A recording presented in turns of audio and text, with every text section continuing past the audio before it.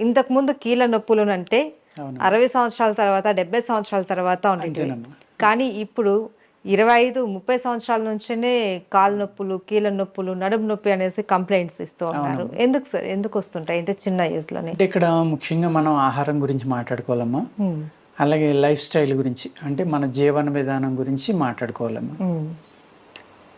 మన జీవన విధానంలో పూర్వం పాలు అనేది చాలా ఇంపార్టెంట్గా ఉండేదమ్మా. తల్లిపాలు తాగిన తర్వాత కూడా పాలు అనేది కంటిన్యూ చేసేవారు.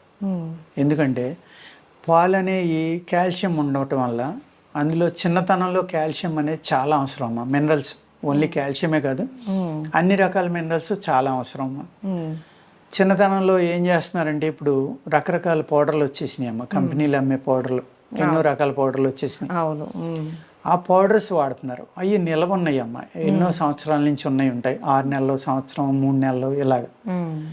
పూర్వం ఏం చేసేవారంటే అప్పటికప్పుడు అన్ని రకాలు కలిపి పప్పులు, పెసరపప్పు, మినపప్పు, కందిపప్పు ఇలాంటి కొద్దిగా లైట్గా వేపించి పౌడర్లు చేసి కానీ, అన్నీ తల కాస్త వేసి కానీ ఒక అత్తేసరి అన్నం లేక వండటం, లేకపోతే ఈ పౌడర్ని ఉడకబెట్టి అందులో అన్నం కలిపి చెయ్యి తడిసిపోయేటంత నూనె, నెయ్యి కలిపి కానీ ఆ పిల్లలకి పెట్టడం. గోరుముద్దలు అనేది ఉండేదమ్మా, మేగడ కలిపి. ఇవన్నీ కూడా హైలీ మినరల్లో మంచి హై ప్రోటీన్, విటమిన్స్ తోటి కూడున్న ఫుడ్ అమ్మ అది అప్పట్లో పెట్టేది. ఇప్పుడు అవి ఏం పెట్టట్లా, రకరకాల ఫుడ్స్ వచ్చేసినాయి అమ్మ. ఇవి కూడా ఉపయోగపడుతున్నాయి, బాగానే ఉపయోగపడుతున్నాయి పిల్లల గ్రోత్లో కానీ ఇంకోటి కానీ. అక్కడ అసలు ఫలితం లేదని నేను చెప్పట్లేదమ్మా, కానీ అది న్యాచురల్గా వచ్చినాయి. ఏమో కొంచెం నిల్వ ఉండటానికి ప్రిజర్వేటివ్స్ అని ఇంకోటని ఇవన్నీ కలపడానికి ఏదైతే అవసరమో ఆ సెల్స్ని విడదీసి, ఏదైతే ఒక ఇంగ్రీడియంట్ ఉందమ్మా అందులో హ్యూమన్ బాడీకి ఏది ఉపయోగపడుతుందని ఆ సెల్ మ్యాప్ని విడదీసి, జీన్ మ్యాప్, ఆ సెల్ని తీసుకుని దాన్ని ఇందులో కలపడం వల్ల ఫైబర్ అనేది నష్టం అవుతుంది. ఫైబర్ కంటెంట్ ఉంటే త్వరగా ఖరాబ్ అయిపోతుంది. అవును. ప్లస్ ఈ ఫైబర్ లేకపోవడం వల్ల ఏమవుతుందంటే ఇంటెస్టైన్స్ క్లీన్ అవడం అనేది తగ్గుతుంది. అదేవిధంగా ఈ డెఫిషియన్సీ ఉన్న ఆహారాలు, అంటే ఏ అయితే కావాలో అవి తినకుండా అనేక రకాల కొత్త రకం ఫుడ్స్ వచ్చేసినాయి అమ్మ. ఈ ఫుడ్స్ తినటం వల్ల పూర్వం అటుకులు ఉండేవి, ఇప్పుడు అయ్యో అంటున్నారు, కెల్లాగ్స్ ఏంటంటారు, ఏయో అంటారు కదమ్మా, ఫ్లేక్స్ అంటారు. ఆ కార్న్ ఫ్లేక్స్ అని, ఆ ఫ్లేక్స్ అని, ఈ ఫ్లేక్స్ అని అయ్యో కల్పిస్తున్నారమ్మా. అలా కాకుండా పూర్వం ఏం చేసేవారంటే ఈ నెయ్యి ఎప్పుడైతే చక్కని మేగడ, నెయ్యి, పెసరపప్పు, కందిపప్పు ఇవన్నీ అందులో ఉండేయో అద్భుతమైన ప్రోటీన్, విటమిన్ ఆహారంలో ఉండేదమ్మా. అదేవిధంగా ఈ సైకిల్ తొక్కేవారు తప్ప స్కూటర్లు లేకపోతే కార్లు ఇలాంటివి లేవు. ఇవాళ ఒక 200 మీటర్స్ వెళ్ళాలన్నా బండి తీస్తున్నారు. పూర్వం నడిచి వెళ్ళేవాళ్ళు 200 మీటర్స్ కాదు, 5 కిలోమీటర్స్, 10 కిలోమీటర్స్ ఇలా నడిచేవారు. కష్టం అనేది ఎక్కువ ఉండేదమ్మా పూర్వం. ఆ కష్టపడడం వల్ల ఆహారం ఏ సీజన్లో వచ్చి ఆ సీజను కల్మషం లేని ఆహారం, ఏదైతే ఈ కెమికల్స్, పురుగు మందులు, ఎరువులు లేని ఆహారం తిన్నారో అది భూమిలో కూడా అద్భుతమైన శక్తి ఉండేదమ్మా.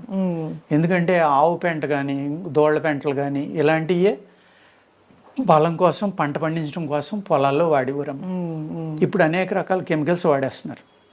ఆ కెమికల్స్ ఆహారంలోకి వచ్చేసి ఆ కెమికల్స్ వల్ల మన ఆరోగ్యాలు పాడైపోతున్నాయి. ఎముకలు అనేవి తొందరగా వీక్ అయిపోతున్నాయి. ఎముకల్లో గట్టిదనం ఉండట్లేదమ్మా. అదేవిధంగా స్వీట్ కార్న్ చాలా ప్రమాదం అమ్మా, బ్రాయిలర్ చాలా ప్రమాదం. ఇవన్నీ కూడా గ్రోత్ ప్రమోటర్స్ ఉన్నాయి. ఇవన్నీ కూడా ఈ తినటం వల్ల ఏమవుతుంది, మనుషులు అయితే మంచి హైట్ అవుతున్నారు, చూడడానికి బాగానే ఉంటున్నారు. ఒక 4 అడుగుల నుంచి కిందకి దూకితే కాళ్ళు ఇరిగిపోతున్నాయి, బలం లేక, ఎముకల్లో గట్టిదనం లేక. మేము 20 అడుగుల నుంచి చాలా ఈజీగా దూకేవాళ్ళం, గంతులు వేసేవాళ్ళం, చెట్లు ఎక్కేవాళ్ళం, చెట్టు మీద నుంచి దూకేసేవాళ్ళం, గోడల నుంచి దూకేవాళ్ళం. అప్పుడు గోడలు కూడా 10 అడుగులు ఉండేవమ్మా. ఇప్పుడు 10 అడుగులు అక్కర్లేదమ్మా, 5-6 అడుగుల నుంచి కిందకి దూకిన వెంటనే కాళ్ళు ఇరిగిపోవడమో, ఎముకలు తప్పుకోవడమో ఏదో ఒకటి జరుగుతుంది. అంటే స్లిప్ అయితే చాలు బోన్ ఫ్రాక్చర్ అయిపోతుంది. చాలా దారుణంగా మల్టిపుల్ ఫ్రాక్చర్స్ అయిపోతున్నాయి. 1-2 కూడా కాదు, 1 కాదు. అప్పట్లో ఎవరికి ఇరిగే కాదు, ఓ మాదిరి దెబ్బ తగిలిన ఏదో కాపడం పెట్టేసుకుని ఏముందలేని ఒక కట్టుకుని తిరిగేసేవారు, తగ్గిపోయి. అంటే హీలింగ్ కెపాసిటీ కూడా అంత ఎక్కువ ఉండేది, గట్టిదనం అనేది ఉండేది. అలాగే ఈ వాత వ్యాధులని అప్పుడు ఉన్నాయి, ఇప్పుడు ఉన్నాయమ్మా. కొంతమంది ఏమో 84 వాతాలు అంటారు, కొంతమంది 80 వాతాలు అంటారమ్మా. ఈ వాతాల్లో అనేక రకాల వాతాలమ్మా. అందులోనే మీరు అడిగినట్టుగా కీళ్ళవాతం అని, దాన్ని రొమటాయిడ్ ఆర్థరైటిస్ అంటారు, లేకపోతే ఆస్టియోపోరోసిస్ అని, ఇంకోటని, లేకపోతే ఎముకలు మెత్తబడిపోయినాయి. ఆస్టియోపోరోసిస్ ఏమవుతుందమ్మా, ఎముకలు మెత్తబడిపోతాయి, నడుస్తూ ఉండగా ఇరిగిపోతాయి ఎముకలు. ఈ విధమైన అనేక రకాల ప్రాబ్లమ్స్ వస్తున్నాయమ్మా. అవి పూర్వం కూడా ఉండేవి, కానీ చాలా తక్కువ పర్సంటేజ్లో ఉండి. పూర్వం అసలు ఏమీ లేవు, ఇప్పుడు కొత్తగానే వచ్చినాయి అని నేను చెప్పట్లేదమ్మా. పూర్వం కూడా ఇవన్నీ ఉండేవి, కానీ ఇప్పుడు ఏమవుతుందంటే తొందరగా ఎఫెక్ట్ అయిపోతుంది. మీరు అడిగినట్టుగా క్వశ్చన్లో 60 ఏళ్ళు 50 ఏళ్ళు దాటిన వాళ్ళకి ఏళ్ళ నొప్పులు అంటే ఓకే అనుకున్నాడు. ఇప్పుడు కొన్ని మా కేసెస్ వస్తాయంటే అమ్మ 17-18 ఏళ్ళకే అసలు నన్ను పడుకునేట్లేదండి, కూర్చొనివ్వట్లేదు, నాకు నడు నొప్పి అని వస్తాడు, ఒకళ్ళు మెల్ల నొప్పి అని వస్తారు, ఒకళ్ళు చేతుల నొప్పులు అని వస్తారు. ఎందుకంటే ఎక్సర్సైజ్ లేకపోవడం ఒకటమ్మా, ఎండలో తిరగకపోవడం, సుఖపడిపోవటం మనిషి. అసలు 10 అడుగులు వేయాలన్నా బండి తీయటం వెళ్ళడం. పూర్వం రైతులు నడిచి తప్ప పొలం వెళ్ళేవారు కాదమ్మా. ఆ తర్వాత సైకిళ్ళు వచ్చినాయి, ఇప్పుడు బళ్ళు.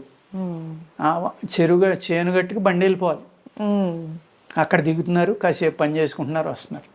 అంతే తప్ప నడిచి వెళ్ళడం అనేది కానీ, ఆ తెల్లారుజామున లేచి బయటికి వెళ్ళడం, మంచి ఆక్సిజన్ పీల్చుకోవడం ఏమీ లేవమ్మా. వీటి వల్ల కూడా చాలా విపరీతమైన జబ్బులు వస్తున్నాయి. అందుకేం చేయాలంటే చిన్నప్పటి నుంచి పిల్లలకి ఏం చేయాలి, మనం పూర్వకాలంలో ఏ ఆహారం తినేవాళ్ళమో ఆ ఆహారం అలవాట్లోకి వెళ్ళి పాలు అనేది కంపల్సరీగా తాగాలమ్మా. ఇప్పుడు చాలామంది పాలు తాగొద్దు, పంచదార తినొద్దు, ఏయో కారణాలు చెప్తున్నారు. పాలు తాగొద్దని ఎందుకు చెప్తున్నారమ్మా? డాక్టర్ల దగ్గరికి వెళ్తే, ఈ బోన్ స్పెషలిస్టుల దగ్గరికి వెళ్తే వాళ్ళు అంటారు, మీకు 50 ఏళ్ళు వచ్చినాయి, కాల్షియం డెఫిషియన్సీ వస్తుంది, ఉదయం ఒక గ్లాసు సాయంత్రం ఒక గ్లాసు పాలు తాగండి కంపల్సరీగా అని వాళ్ళు చెప్తున్నారు. కొంతమంది పాలు తాగొద్దని చెప్తున్నారు. అంటే ఎవరికి తోచింది వాళ్ళు చెప్తున్నారమ్మా. నా సలహా అయితే తాగొచ్చమ్మ పాలు, ఎందుకంటే దాంట్లో మంచి కాల్షియం ఉంటుంది, అనేక రకాల మినరల్స్ అన్నీ ఉంటాయి కాబట్టి తాగొచ్చు. అందులో ఆవు పాలు నెంబర్ 1 అమ్మ. తప్పకపోతే మిగిలిన గేదె పాలు అని అవన్నీ తాగాలి. ఆవు పాలు అయితే మట్టికి అద్భుతంగా పనిచేస్తాయమ్మ. ఎందుకంటే ఆవు భూమి నుంచి వచ్చే గడ్డి తిన్న దాంట్లోంచి అబ్జర్వ్ చేసుకోవాల్సింది కాకుండా కాస్మిక్ ఎనర్జీ ఏదైతే ఈ మ్యాగ్నెటిక్ ఫీల్డ్స్ ఉన్నాయో ఈ సృష్టిలో, కాస్మిక్ ఎనర్జీ, యూనివర్సల్ ఎనర్జీ అంటాం.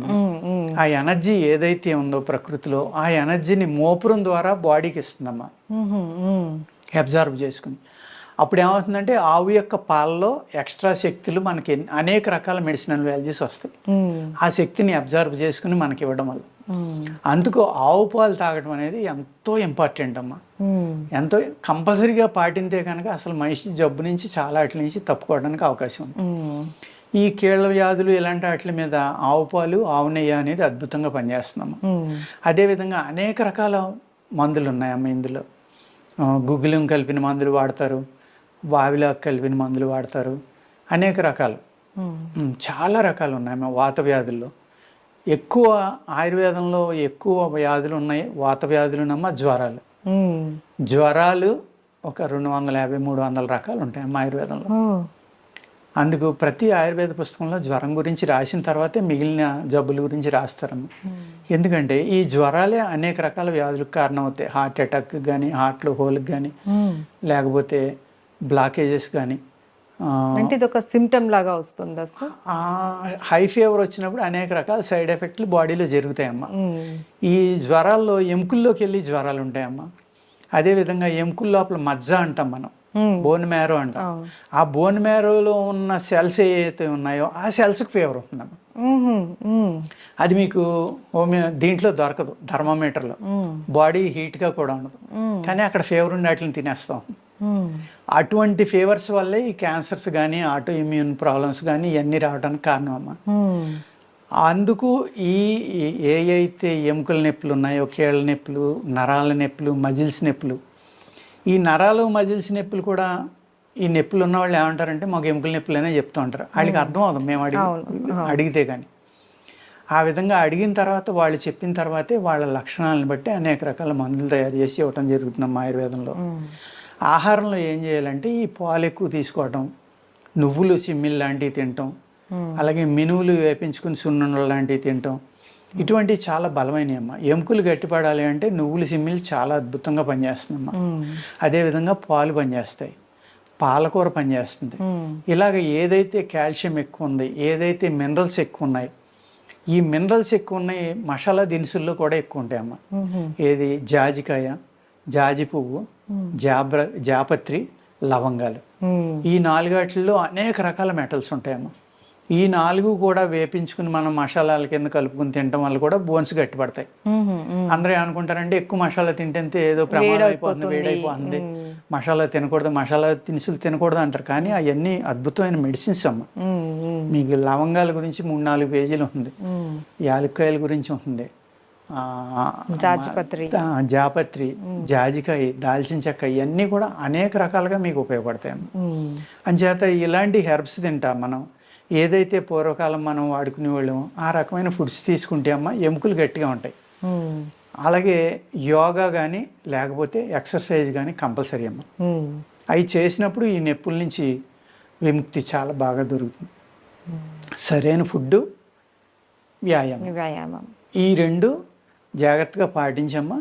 మంచి మందులు వాడుకుంటే ఈ ఏదైతే కీళ్ళ వ్యాధులు, ఆటో ఇమ్యూన్ ప్రాబ్లమ్స్, అంటే మీరు అడిగారు కదా కీళ్ళవాతం అని, దాన్ని రొమటాయిడ్ ఆర్థరైటిస్ అంటారు, ఆస్టియోపోరోసిస్, ఇవన్నీ కూడా ఆటో ఇమ్యూన్ ప్రాబ్లమ్స్ అమ్మా. వాటికి మందులు లేవని చెప్తారు, జీవితాంతం ఏదో బిళ్ళమింగండి పెయిన్ కిల్లర్ అని చెప్తారు. అలా కాకుండా రూట్లోంచి తీసేయడానికి అవకాశం ఉందన్నమాట. తీసేసి పూర్తిగా తగ్గించడానికి కూడా అద్భుతమైన అవకాశాలు హోమియోపతిలో ఉన్నాయి, సిద్ధాలో ఉన్నాయి, ఆయుర్వేదంలో ఉన్నాయి, యునానీలో ఉన్నాయి. ఇవన్నీ కూడా ప్రకృతి సిద్ధమైన వైద్య విధానాలు కాదమ్మా. అలాగే వేల సంవత్సరాల నుంచి వచ్చిన వైద్య విధానాలు. ఇది ఋషులు, యోగులు తయారు చేసిన సిస్టమ్ కాబట్టి వాళ్ళకి అన్నీ తెలుస్తాయి. కాబట్టి దాన్ని మనం వాడుకుంటే కనుక ఈ వాత వ్యాధులు బ్రహ్మాండంగా తగ్గుతాయి అమ్మ. ఓకే, అది. Thank you so much sir. నమస్తే అమ్మా.